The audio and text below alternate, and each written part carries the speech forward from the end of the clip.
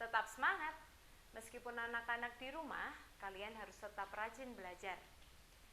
Video pembelajaran hari ini akan membahas tentang identifikasi asam dan basa. Identifikasi asam dan basa dapat dilakukan dengan dua cara. Yang pertama, menggunakan kertas lakmus. Kertas lakmus ada dua jenis.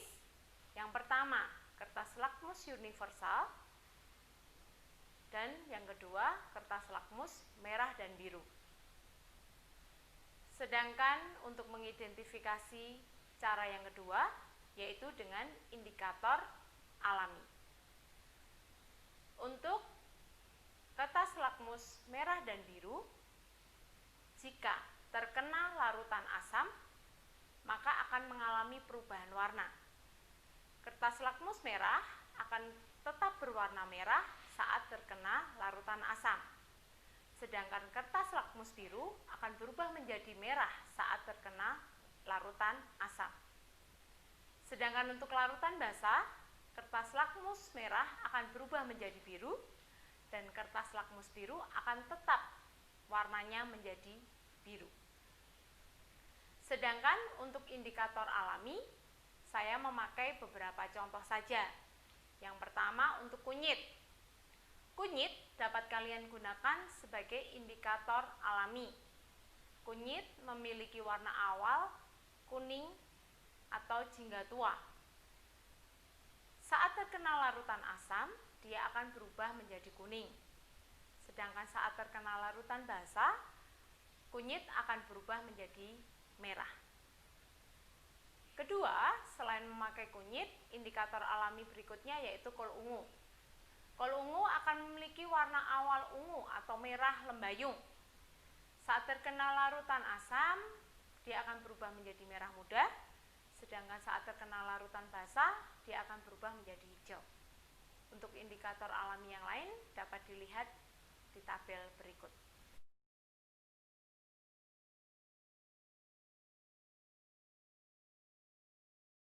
Sekarang kita akan melakukan percobaan untuk membuktikan apakah larutan yang akan saya pakai nanti dia termasuk larutan asam atau larutan basa.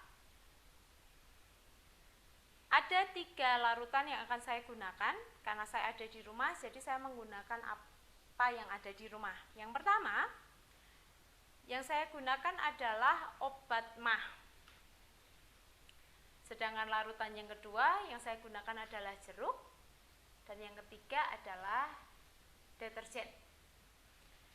Masing-masing larutan akan saya beri kertas lakmus merah maupun biru.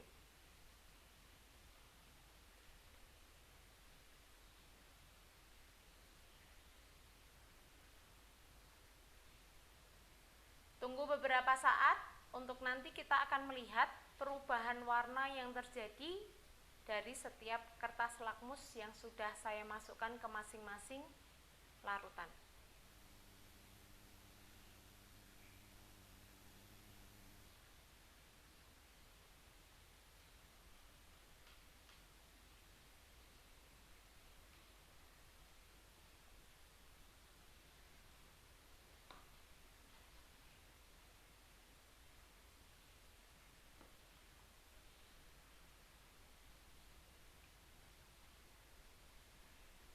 Dapat kita lihat untuk perasan air jeruk, kertas lakmus semuanya berwarna merah.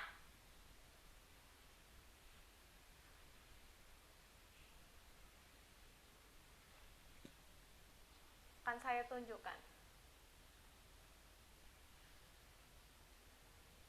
Kertas lakmus yang saya masukkan merah dan biru, semuanya sekarang berubah menjadi merah.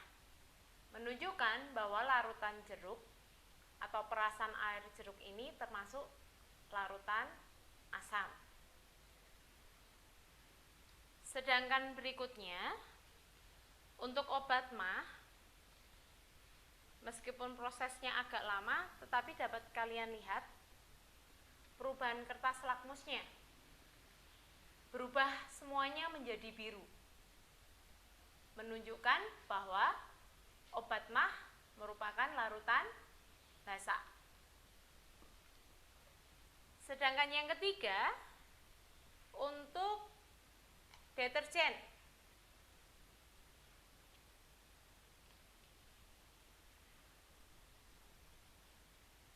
Deterjen juga mengalami perubahan warna, di mana semuanya berubah menjadi biru, menunjukkan bahwa deterjen merupakan larutan basah. Sekarang kita akan buktikan untuk indikator alaminya. Karena yang di rumah ada hanya kunyit, maka saya menggunakan kunyit. Saya ambil sari kunyit, saya letakkan di tisu untuk mempermudah percobaan saja. Kedua tisu ini akan saya tetesi larutan yang berbeda. Yang pertama akan saya tetesi dengan jeruk. Kita nanti akan lihat perubahan warnanya.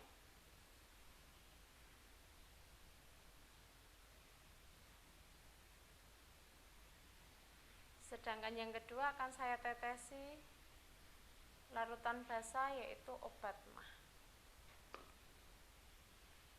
Saya tunjukkan dulu untuk yang jeruk. Kalau kalian lihat, warnanya tetap sama atau dia lebih kuning cerah. Sedangkan untuk kunyit yang ditetesi larutan basah, dia berubah menjadi kemerahan. Ini cara sederhana yang dapat kalian lakukan untuk mengetahui bahan-bahan yang ada di sekitar rumahmu atau di dalam rumahmu, termasuk larutan asam atau basah, dapat kalian gunakan dengan kunyit. Saya ulangi, untuk yang larutan asam, saat kalian berikan kunyit, dia akan tetap berwarna kuning atau lebih cerah. Sedangkan saat kalian berikan larutan basah, dia akan berubah menjadi kemerahan. Demikian video pembelajaran kita hari ini. Sampai jumpa di pertemuan berikutnya. Tetap semangat!